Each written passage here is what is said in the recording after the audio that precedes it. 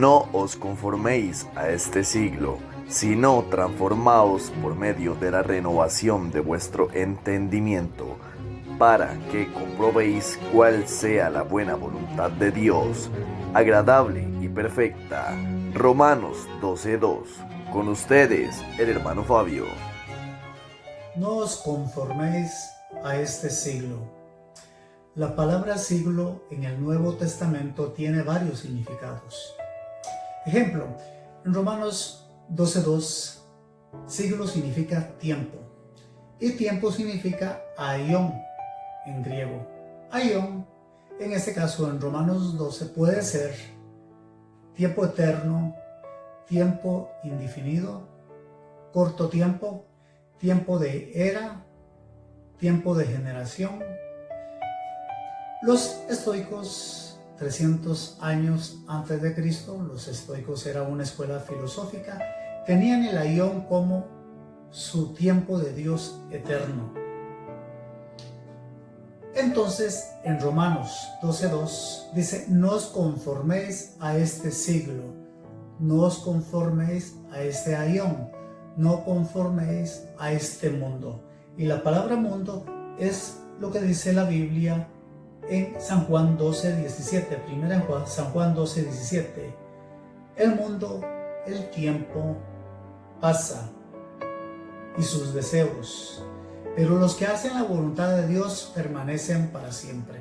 Entonces, en Romanos 12:2, no os conforméis a este siglo, no os conforméis a este sistema de maldad, porque este sistema mundo pasa, pero los que hacen la voluntad de Dios permanecen para siempre. En Gálatas 1:4 dice: el cual se dio a sí mismo por nuestros pecados para librarnos del presente siglo, del presente aion, del presente mundo malo. Es el mismo tiempo de Romanos 12:2 que no hay que conformarse, es el tiempo aion, es un tiempo corto. Por ser un tiempo corto y un tiempo malo, el cristiano no tiene que conformarse a este sistema mundo, a este sistema siglo, a este sistema de tiempo corto o tiempo largo o de generación, o por consiguiente de era, porque el cristiano no tiene que afanarse por este mundo. Entonces, el cristiano no puede entrar en un afán por las cosas de este mundo. Dice Marcos 4:19: pero los afanes de este mundo, o de este siglo, o de este tiempo, y el engaño de las riquezas y las codicias, entre otras cosas, dice, estas cosas es los deseos mundanos. Las riquezas son las cosas engañosas. Hay quienes quieren tener y acaparar las riquezas de este mundo, pero eso dice la Biblia que son cosas engañosas, son cosas que no son permanentes, son cosas que perecen. Estas cosas se filtran en la vida de la persona, en la semilla. Se filtran cuando una persona está creciendo espiritualmente y aparece el deseo por las cosas mundanas, por las cosas del deseo del mundo, por las cosas del deseo del aion, de este siglo. Entonces se filtran y ahogan la palabra, y cuando eso ahoga la palabra, entonces la persona que está creciendo con los afanes de este mundo que se filtran, lo que hacen es volver al árbol infructuoso, un árbol sin frutos. Entonces, ¿qué es lo que pasa? Pasa como la higuera, que Jesús pasa la higuera y la higuera no tiene frutos y la maldice y la higuera se secó. Dice 1 Corintios 2:6: sin embargo, hablamos sabiduría entre los que han alcanzado madurez, y no sabiduría de este mundo, de este siglo, de este tiempo aion, ni de los príncipes de este tiempo, de este siglo, de este mundo aion, que es una sabiduría que perece. Muchos creyentes están afanados por la sabiduría de este mundo. Recuerden que la sabiduría de este mundo es para tiempo determinado, es para un lapso, era para una generación, no es una sabiduría que dure eternamente, para siempre, como es la sabiduría que viene de lo alto. Por eso es que la Biblia dice, no os afanéis a este siglo. El cristiano no debe afanarse a este mundo ni a la sabiduría de este mundo. Esta sabiduría es la que habla en Santiago 3:17, que dice, pero la sabiduría que es de lo alto es primeramente pura, después pacífica, amable, benigna, llena de misericordia y de buenos frutos, sin incertidumbre ni hipocresía. Mucho pueblo de Dios está afectado por la sabiduría de este mundo, por una sabiduría que perece, por una sabiduría que no es para siempre. Un ejemplo, Sócrates, un filosofazo. Confucio, un filosofazo.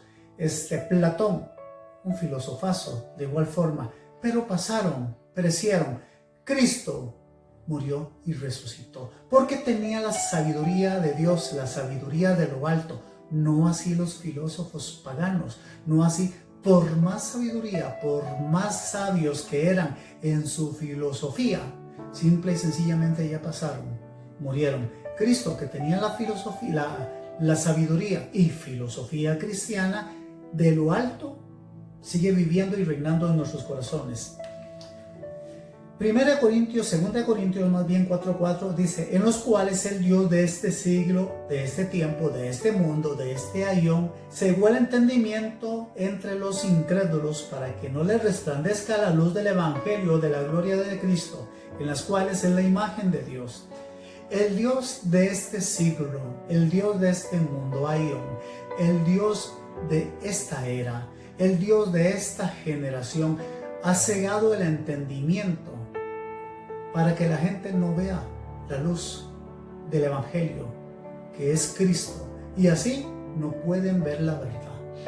Así hay mucha gente que el mismo diablo se encarga de cegarles el entendimiento para que no vean el resplandor de la gloria, dice 2 Corintios 4:4. Todo esto significa de que no os conforméis a este siglo de Romanos 12:2. Nosotros no tenemos que afanarnos por las cosas de esta vida. Nosotros no tenemos que afanarnos por las cosas de esta tierra, porque las cosas de esta tierra terminan en la sepultura, no pasan de ahí. Por lo tanto, el afán y todo lo que existe, las riquezas, los deseos, todo lo de este mundo son deseos engañosos. Romanos 12:2. No os conforméis a este siglo. La segunda parte del texto de Romanos dice, sino transformados por medio de la renovación de nuestra mente, de nuestro entendimiento, transformados y renovados por medio de la renovación de nuestro entendimiento. Entonces, ¿qué es lo que pasa? ¿Cuál es la transformación que el cristiano tiene que someterse? ¿Cuál es la renovación que el cristiano tiene que someterse para no afanarse a este mundo de Romanos 12:2? Dice Juan 4:14, mas el que bebiera del agua que yo le daré no tendrá sed jamás, sino que el agua que yo le daré será en él una fuente, una transformación, una regeneración, dice, una renovación, una fuente de agua que salte de vida eterna. Esa agua que la persona bebe cuando viene a los pies de Jesús regenera, transforma la vida. Es ese Romanos 12:2. Sino transformados por medio de la renovación de nuestra mente en Cristo Jesús.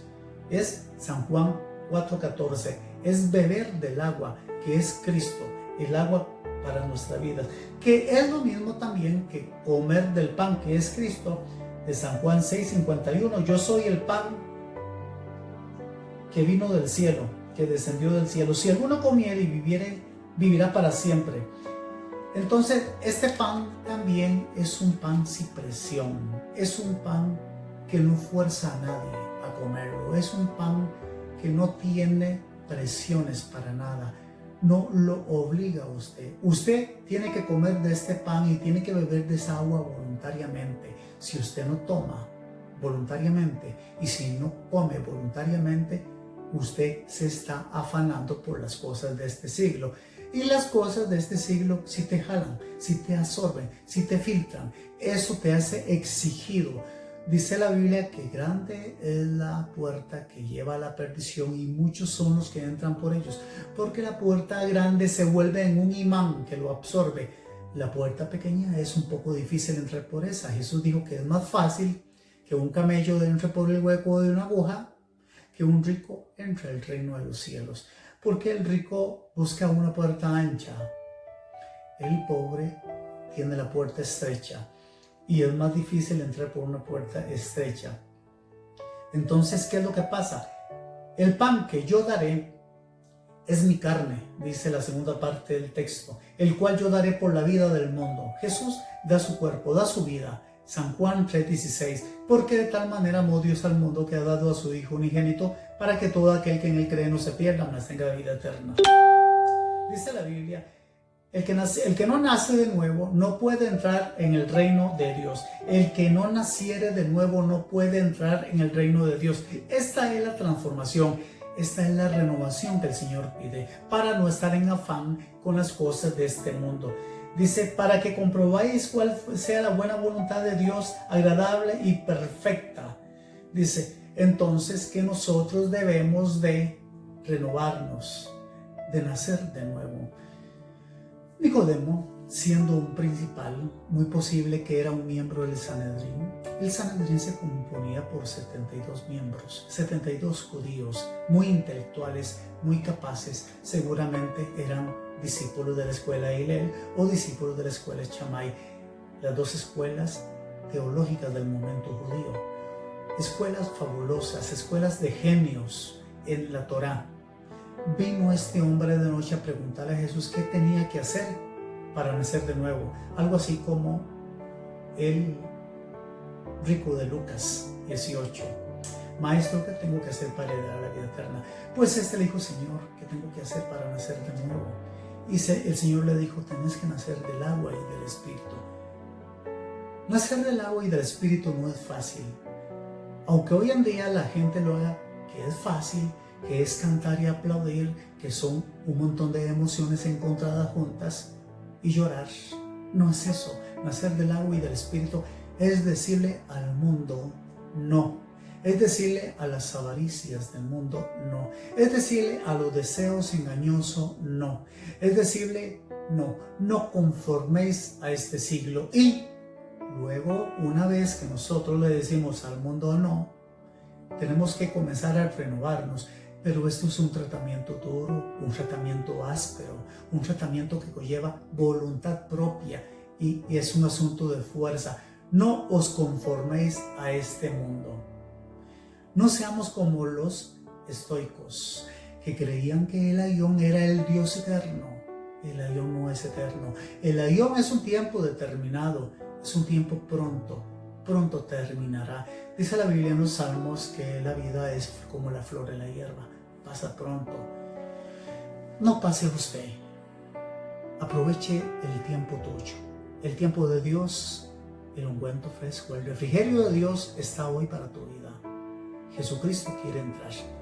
Come este pan y beba esta agua y tendrás salvación y no te conformarás a este mundo que es engañoso. Fabio Guedas, lo esperamos en la próxima edición.